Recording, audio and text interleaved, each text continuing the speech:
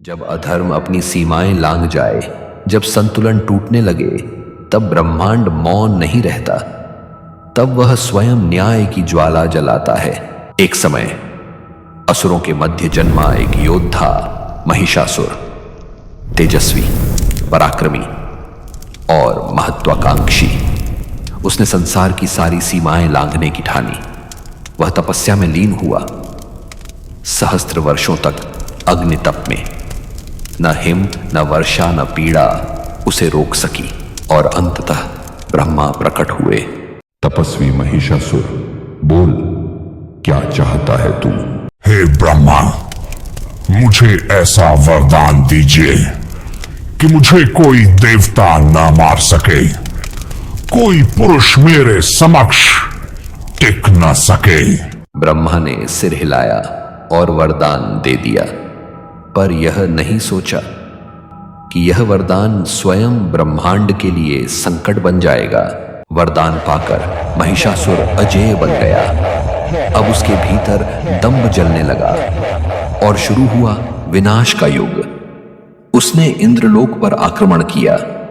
देवराज इंद्र पराजित हुए, स्वर्ग लुट गया, देवता भूमिगत हो गए और पृथ्वी कांपने लगी।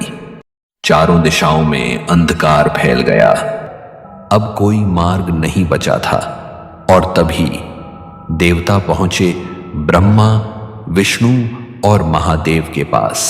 तब तीनों की चेतना, तीनों की क्रोधाग्नि, तीनों का तेज एक साथ समाहित हुआ और उसी से प्रकट हुई देवी दुर्गा, एक ज्योति पुंज जिसमें समाहित थी संपूर्ण ब्रह्मांड की ऊर्जा।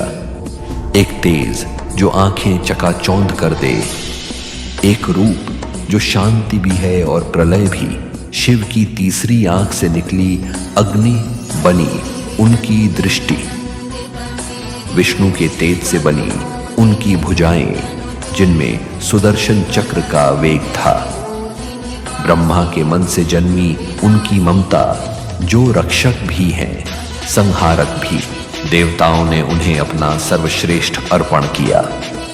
इंद्र का वज्र, यम का दंड, वरुण का पाश, हर एक शस्त्र आदिशक्ति को समर्पित हुआ। उनके साथ प्रकट हुआ एक सिंह, गर्जता हुआ अग्नि की लपटों में लिपटा। वह केवल उनका वाहन नहीं था, वह उनका प्रतिबिंब था। तीनों लोगों ने पहली बार आशा की सांस ली, पर यह केवल आरंभ था। युद्ध अब भी बाकी था। और फिर महिषासुर को भेजा गया संदेश। हे असुरराज, शक्ति तुम्हें ललकारती है, तुम्हारा अंत अब समीप है। संदेश पहुंचा महिषासुर तक। एक स्त्री उसे युद्ध के लिए ललकार रही थी। यह बात उसके अहंकार को चुभी। देवताओं ने एक स्त्री भेजी है मुझे मारने। क्या यही रह गया है उनका बल?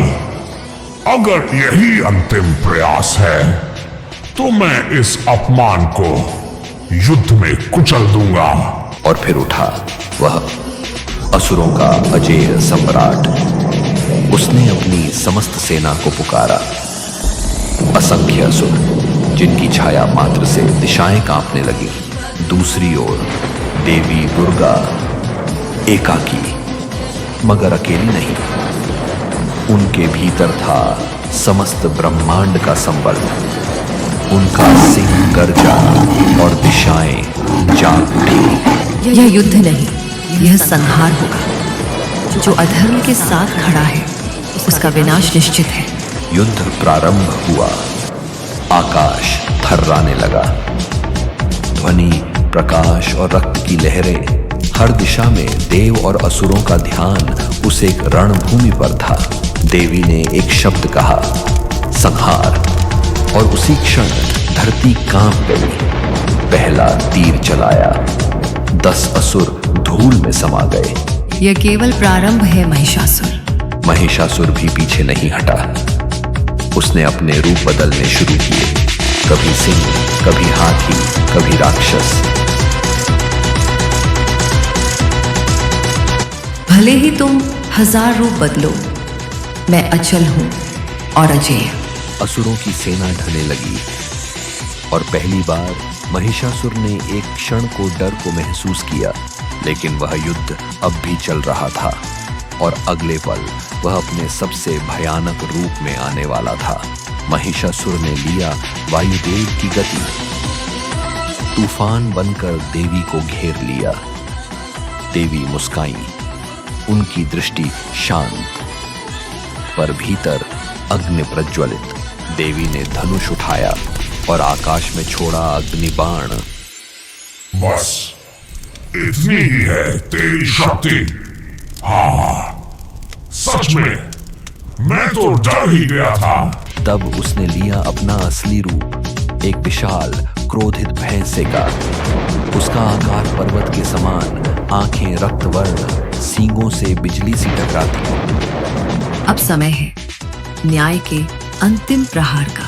देवी ने उठाया त्रिशूल और किया वह प्रहार जिससे धरती कांपी, आकाश चीरा गया और समय थम सा गया। महिषासुर की गरज हमेशा के लिए शांत हो गई।